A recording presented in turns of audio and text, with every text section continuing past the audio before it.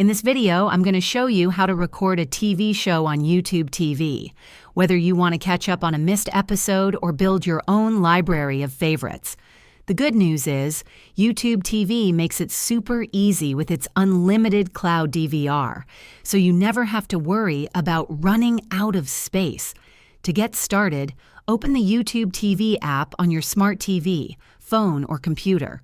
Make sure you're signed into your account. Now, find the show you want to record.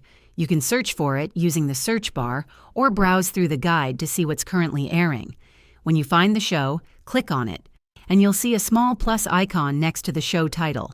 Tap or click that and boom, YouTube TV will automatically add that show to your DVR recordings. Future episodes will record too. You can check all your recorded shows by clicking your profile picture in the top right corner, then selecting Library greater than DVR. From there, you can watch, delete, or manage upcoming recordings.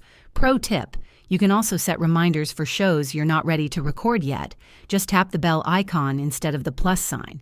And here's another bonus. Most recordings stay available in your DVR for up to 9 months, so you've got plenty of time to catch up. Thanks for watching.